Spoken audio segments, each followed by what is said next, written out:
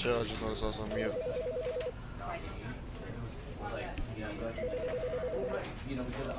Oh yeah. Fucking.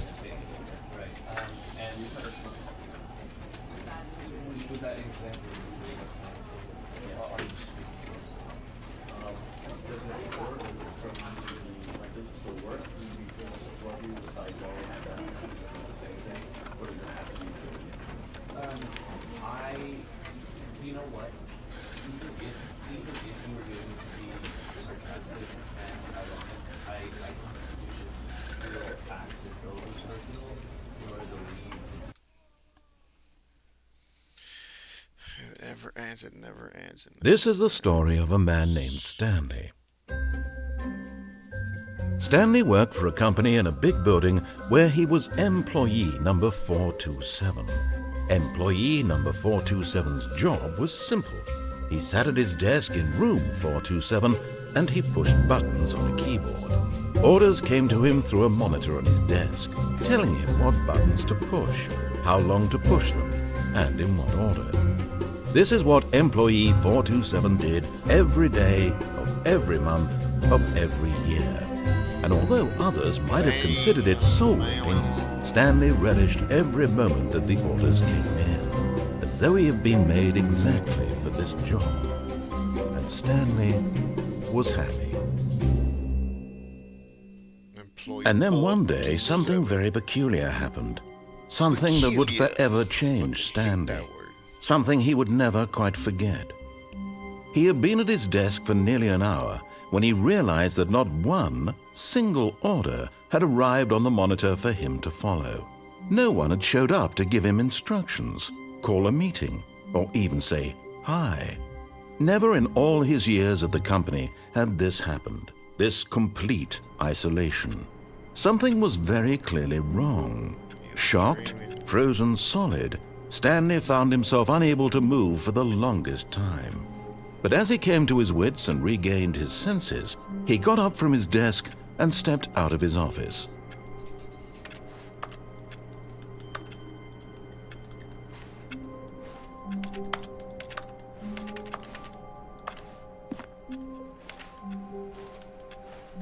All of his co-workers were gone. What could it mean? Stanley decided to go to the meeting room. Perhaps he had simply missed a memo.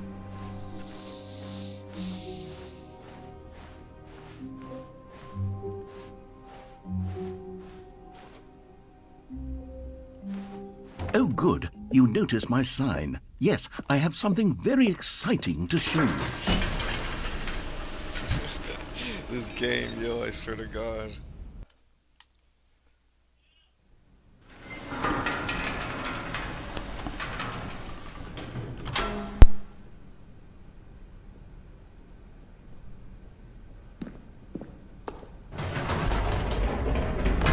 You see, Stanley, I've been reflecting on the Stanley Parable and about how roundly disappointing this ultra-deluxe version has turned out to be. The original Stanley Parable was a landmark, and any new content for it should live up to that legacy. So forget this ultra-deluxe nonsense. I say we take it one step even further. Which is why I'm very proud to announce for the first time ever, the Stanley Parable 2.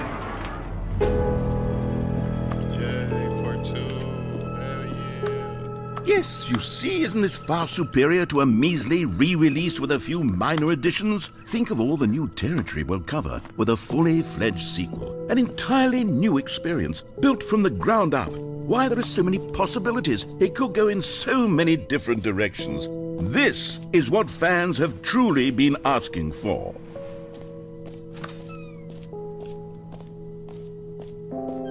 Calling it the Stanley Parable 2 is just so much catchier than Ultra Deluxe, don't you think? Ultra Deluxe? What does it even mean? But the Stanley Parable 2, now that's an artistic statement right there. It's future-oriented. It screams progress and innovation and long-term franchising potential.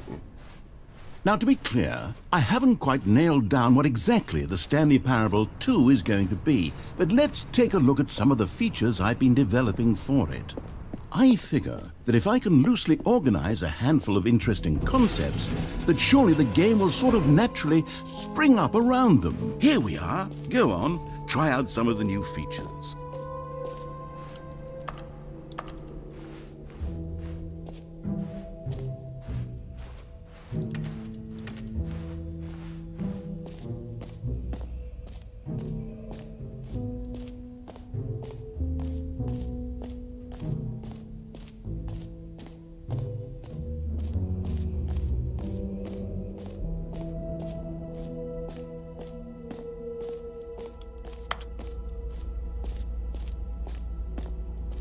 Stanley, here's an idea that I'm truly fond of. It's never been done before in a video game. This is in fact a hole that you can fall down forever. That's right, infinite falling.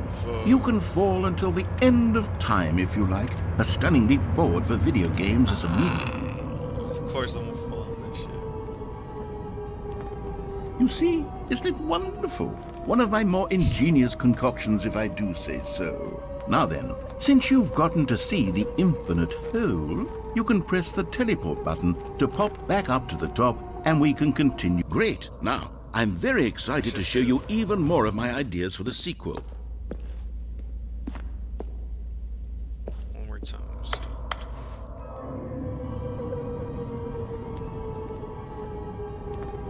Okay, and I guess we're back in the hole now. Did you really need to see it again? I don't know what else there is to say, Stanley. It's an infinite hole. It's exactly what you're doing right now, but forever. There really are so many other fascinating exhibits that I prepared for you. I really spent quite a lot of time on all this, and I would very much like to show you some more of them. How about we go ahead and press that teleport button again so we can get back to what's really important about... Oh, goodness. Well, this is rather embarrassing, Stanley. I'll be honest with you. I truly did not believe that anyone would actually stay in the hole long enough to hit the bottom. Yes, I know, I told you the hole was infinite, but come on. Who actually wants to fall forever? The hole was plenty deep. It was more than deep enough, in my opinion. Maybe it's you who likes falling too much. Maybe you're the problem. Look, things got a little heated there. I think we both said some things we didn't mean. Why don't we just put all this behind us and agree to just call the hole mostly infinite? If that works for you, then go ahead and press the teleport button to warp up to the top of the hole and we can move on. I'll just be up here when you're ready.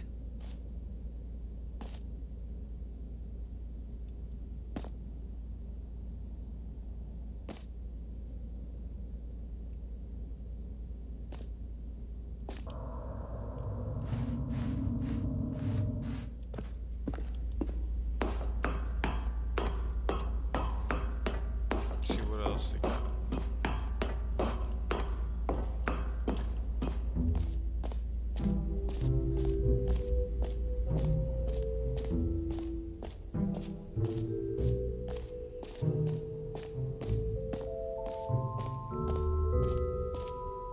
You know what? Let's bring the jump circle back for Stanley Parable 2 as well. It's... Oh, wait. You already spent all your jumps the first time we saw the jump circle. I'm gonna go make a sandwich real quick and see what well. he says and then... I suppose it can just be a nice decorative piece then.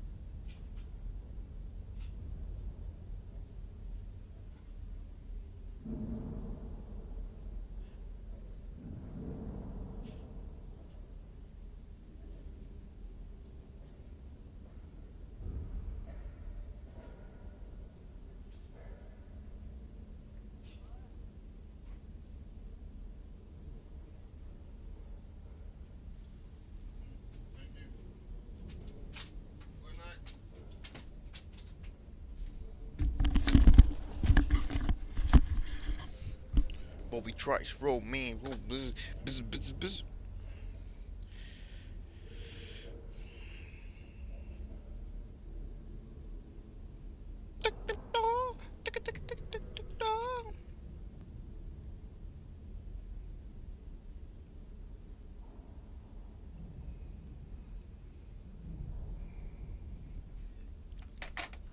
Alright, damn.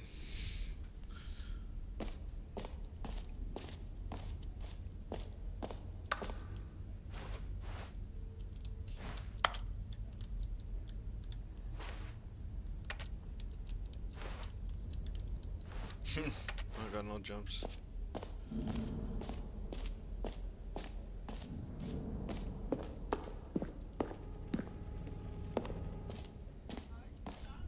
Ah, collectibles. Now it's a real video game. In the Stanley Parable 2, you'll run around gathering up these miniature Stanley figurines. And what's truly innovative is that there will be no reward for collecting all of them. I don't want to stifle the intrinsic joy of watching a number go up. You simply collect all of them, and then you move the hell on with your unremarkable life.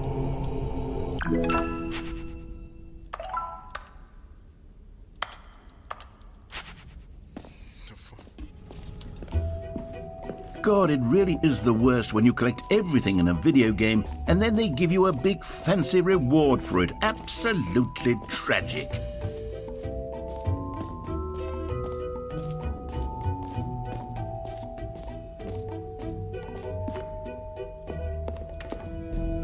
A common complaint of the Stanley Parable was that it was confusing and paradoxical, that it engendered a chaotic sense of reckless despair in those who played it. Well, I'm happy to say that after much consideration, I've engineered a clever solution to this fundamental problem with the game. It's the Stanley Parable Reassurance Bucket. You see, Stanley, anytime you're holding the bucket, a sense of calm and ease will fill your mind and your heart. It's true. As long as you hold on to the bucket, the many disorienting contradictions of the Stanley Parable will feel perfectly normal and perhaps even comforting. You may even come to long for the gentle embrace of jarring cognitive dissonance while the bucket is in your arms. And to be honest, it's a much more convenient solution for me than actually redesigning the game to be less uncomfortable. Can you imagine what a pain in the ass that would be? Yes, the bucket is the perfect solution. Come on, give it a try.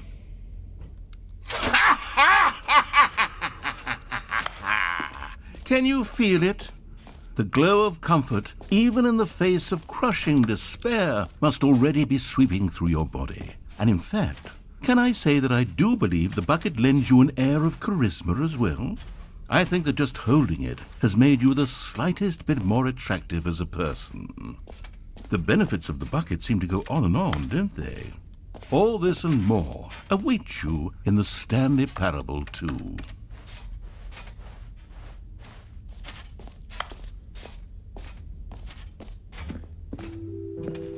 Does anyone give out awards for most enjoyable bucket in a video game? That really should be an award if it isn't already.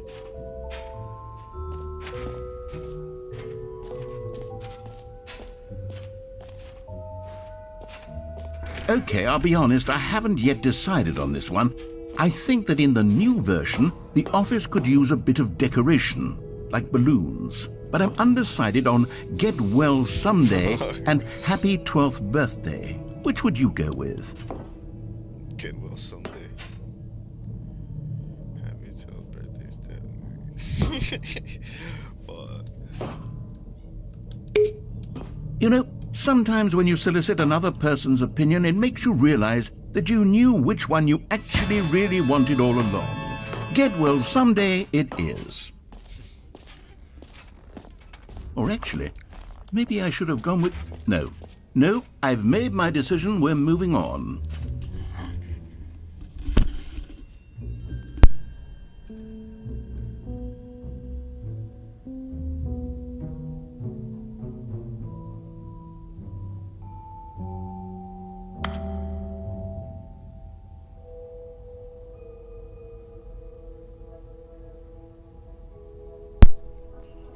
Okay, pues.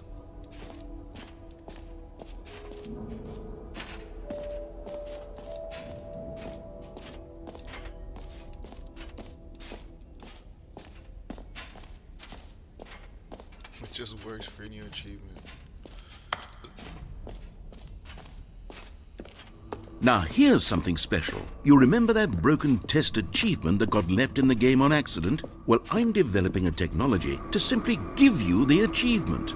Yes, you see, you'll come to this lever and when you... Okay, perhaps I should have clarified. This is technology that will exist. Right now, the achievement is still fully broken. I'm not a wizard, Stanley, but I guarantee it will be fixed in the sequel to at last satisfy the hordes of ravenous fans all over the world who have been uproariously demanding this feature. Gamers, we hear you, and I promise it will happen.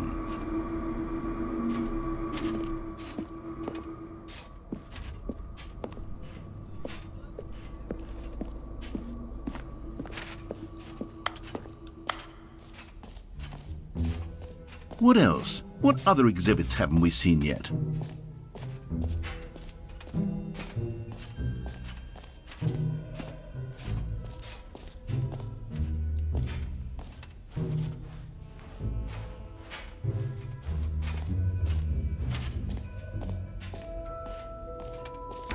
For the Stanley Parable 2, I asked myself, what do players really want?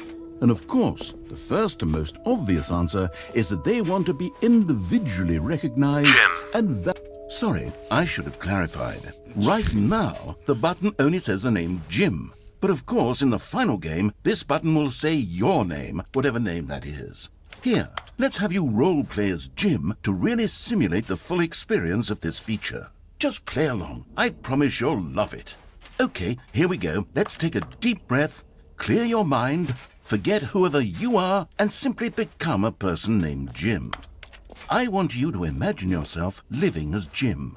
Jim. Whoa, hold on. I wasn't finished setting up the backstory. If you don't properly roleplay as Jim, then you'll never understand the impact of this button. Otherwise, it's just a stupid button that says somebody else's name. Okay, we're doing it again, and this time let me finish first. Now, allow yourself to become Jim.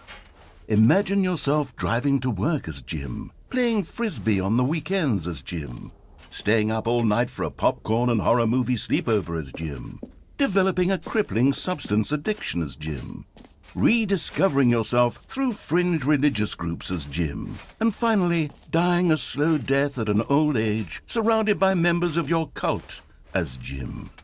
Do you feel it in your soul? Are you really, truly Jim right now? If so, then please step forward and press the button. Jim. Yes! You see? What a thrill! What a rush! That was you! The button described you. Do it again. Do it again. Oh.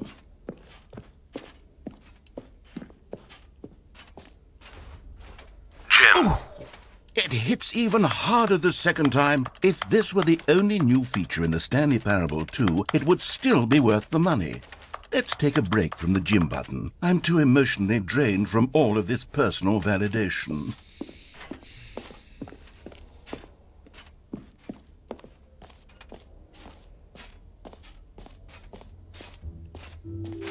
I suppose I could allow only people named Jim to play the Stanley Parable 2. That would actually save me the work of finishing this feature.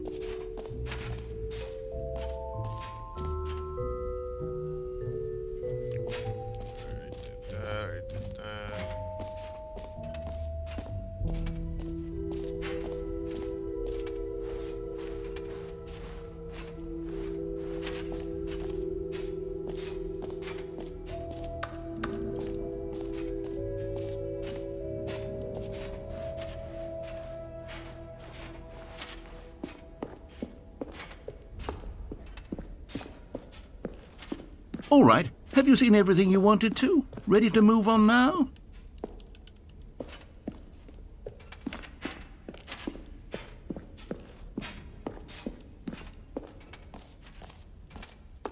So, Stanley, what do you think? Do you like all of the new features? Yes, I know it's not exactly clear yet how exactly these features will come together as one single coherent video game, but I can feel it in my soul. It's going to work. There's definitely a good game in there somewhere. Say, let's do an experiment. I'll arrange these new features together, and we'll see whether or not it coheres into a meaningful gameplay experience. Okay. Are you ready? Here it is. I give you the Stanley Parable 2.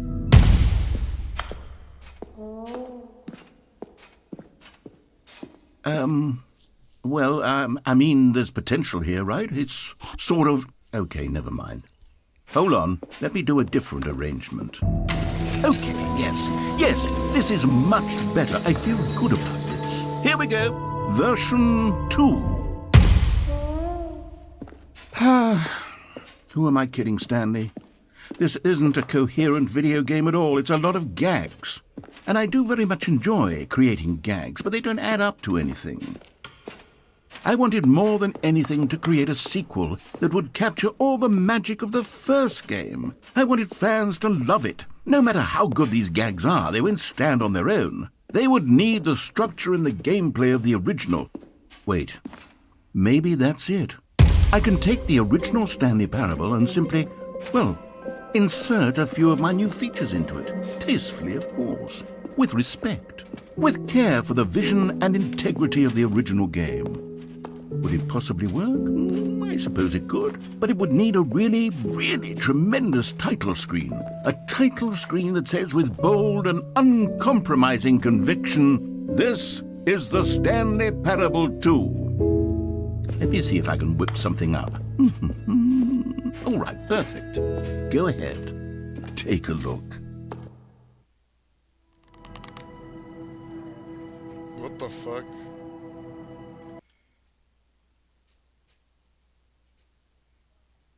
This is the story of a man named Stanley.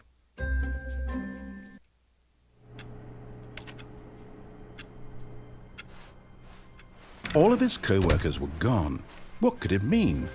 Stanley decided to go to the meeting room. Perhaps he had simply missed a memo.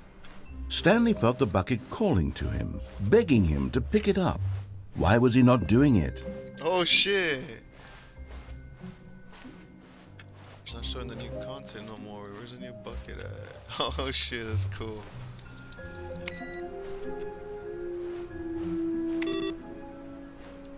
Okay, now everything's different. Stanley picked up the bucket. I don't know why I picked it up, man. Fuck. Stanley clutched the bucket tightly to his chest and entered the door on his left. This was not the correct way to the meeting room, but Stanley had felt the bucket calling to him, telling him that the employee lounge was simply the place to be. And here it was. Had the bucket turned out to be correct? Was it? No, never mind. The bucket was wrong. Stanley took the door on his left to go back to the meeting room.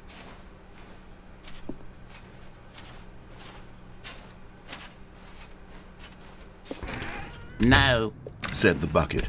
don't go to the meeting room. Go somewhere else. The cargo lift, yes. Oh, Good. what the fuck? No. Said the bucket. No. Now, But Stanley feared that any path he walked might lead to the separation of himself and the bucket, his dearest friend. So he threw himself to his death, that they might die in one another's arms. How deeply touching. All of his co-workers were gone. What could it mean? Stanley decided to go to the meeting room. Perhaps he had simply missed a memo.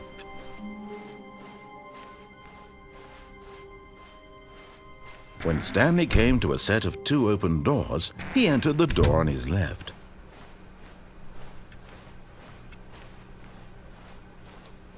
Yet there was not a single person here either. Feeling a wave of disbelief, Stanley decided to go up to his boss's. Coming to a staircase, Stanley walked upstairs to his boss's office. But Stanley just couldn't do it. He considered the possibility of facing his boss. Admitting he had left his post during work hours, he might be fired for that. And in such a competitive economy, why had he taken that risk?